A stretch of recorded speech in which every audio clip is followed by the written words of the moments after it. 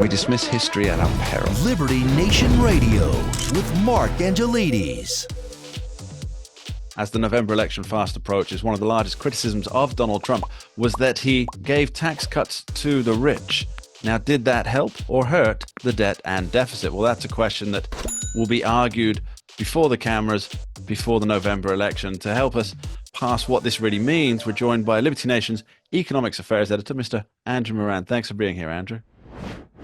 Thank you for having me.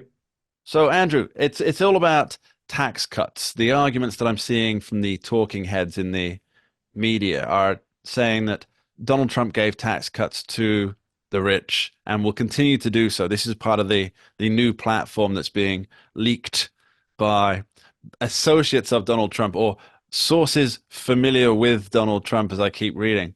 Now, is that actually the case? And is it actually, if it is the case, is it actually wrong in terms of a net benefit to the United States? So yes, former President Donald Trump, he did give tax cuts, and yes, it did benefit the federal government and the broader economy. This whole idea that it exacerbated debts and deficits, it's questionable because it also comes from conservative groups. You look at, for example, the Committee for Responsible Federal Budget. They also released a great paper earlier this year talking about how tax cuts, they fueled all this red ink that's across Washington, including the Tax Cut and Jobs Act. But that's incorrect. So first, as Liberty Nation has reported, you look at the federal revenue tax receipts, that has just gone up immensely over the last decade or two. Now, if you look at a report from the Congressional Budget Office, it's the nonpartisan budget watchdog, it warned before the passage of the legislation that revenues would fall by more than $1 trillion between 2018 and 2027. However, CBO updated its numbers and said that tax revenues would actually go up nearly $600 billion over that decade period. So this whole idea that tax cuts, are going to lead to less revenue, it's been debunked repeatedly. Speaking of debunking, Andrew, there's this, if you search the Laffer Curve, that being, correct me if I'm wrong here, the idea that the more you lower taxes, the more the tax receipts go up.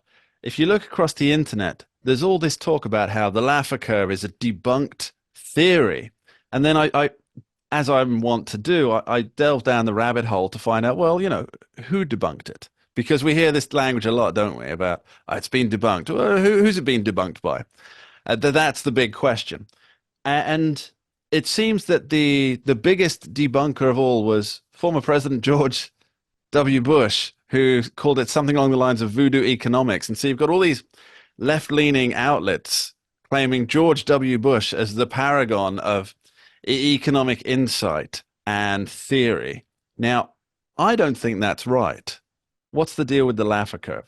Okay, so there's a few things to unpack here. So first, under George W. Bush, tax cuts, yes, once again, it raised revenue. Problem with George W. Bush is that he put 2 wars on credit cards. He expanded Medicare Part D, which added trillions of dollars in new spending to the government coffers over the next 10, 20 years. That was his problem. But again, revenue still went up. Number 2, left-leaning economists should like the Laffer Curve because it's progressive. It's not regressive. You look at again, let's go back to the tax cuts. You look at IRS data, and if you look at the IRS data, it showed a few things. First, income tax collections climbed.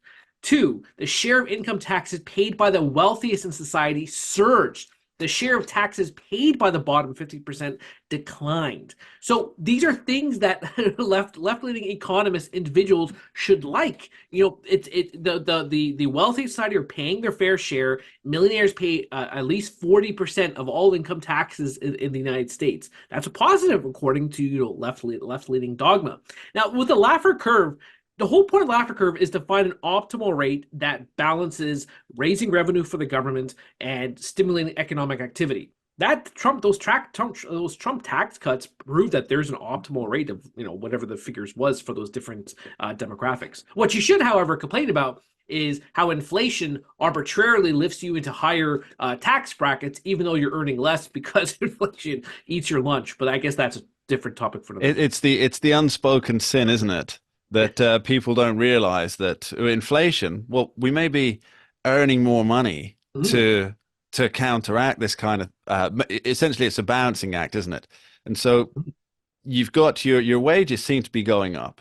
Your Mhm. spending power is actually going down, but because your wages are going up, you're entering into a higher tax bracket for Mhm. many people.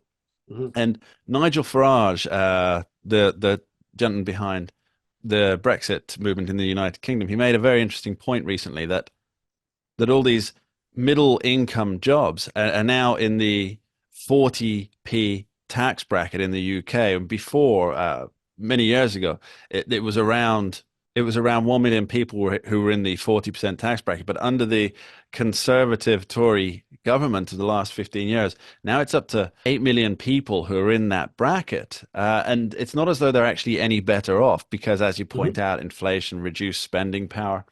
And of course, now they've got to pay an extra tax on top. Yeah, if you look at Ellen Liberty Nation's X account, there was a great thread of all the reasons why the American people hate today's economy, and the main thing is that yeah, nominally, which doesn't account for inflation, your wages have rocketed. However, once you account for the inflation, you see that your real income has been less. And then once again, if you compare the economies of former President Trump and President Joe Biden, there's a huge divergence between your real income gains, which was quite sizable for the average person under Trump, but have been negative or flat under the current president. So inflation, is for all these years you had economists saying how great inflation was, and now they got their wish, and you see how miserable everyone is. It Mm. was funny that leading into the whole inflation wave, everyone's saying, "Oh, what you're gonna love all this." Inflation, why this is so great for the economy, and everyone's dealing with it, and everyone hates it, and that could backfire on certain political folks. So you've got Joe Biden and Donald Trump going head to head in the November election, presumably, Yes. assuming they both make it there and they're not either incapacitated or in prison, or both. So you've got this battle of ideas coming up. Now, Joe Biden is going to continue saying that we need to raise taxes on those who can most afford to pay it, each according to their needs. Where have I read that? Oh, the Communist Manifesto. Um, and then you've got Joe Biden saying, we're going to cut taxes and raise revenues. Now, it seems economically that Donald Trump has the right idea on this because the Laffer curve, if you find the optimal point, which he found during his presidency, there's no reason to assume that he won't find it again. But how does the inflation rate affect that? Let's say, for example, Donald Trump wins and then he tries to find that optimal point again between the tax rate and the tax sprawl. How is inflation going to impact that?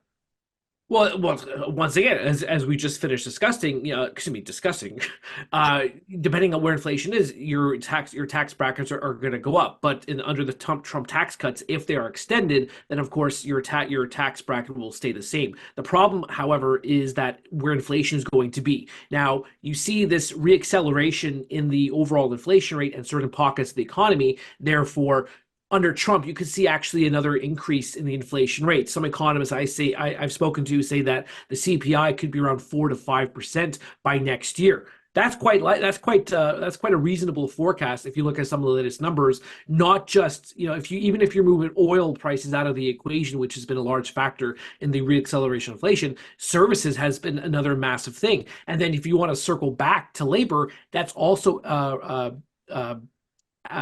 added to the CPI of higher labor costs because the labor market is still tight despite its loosening up of certain conditions. But overall, inflation, it's still going to remain. No matter what Trump does, inflation is going to stay. It's going to stay above this 3-4%, despite what the Federal Reserve is saying, how it's going to restore to 2%. So Trump, what's funny is that he's going to get blamed when it when it increases again. But these are factors that are repeating the 1970s and 1980s. But I doubt it's going to reach that 15% mark it did in the early 1980s, just based on how the formula of how inflation is calculated has dramatically changed over the last 40 years. So if Donald Trump wanted to walk away from a potential second term in office as somebody who did good with the economy, did well with the economy, what he'd need to do is ensure through whatever mechanisms are available to the executive to encourage business enough that wages will outpace inflation and rein in spending. But it doesn't seem likely that anybody can really rein in the the behemoth that is spending. That is the absolute huge thing that's going to impact Trump should he win in November and serve 4 years. The spending will not go down.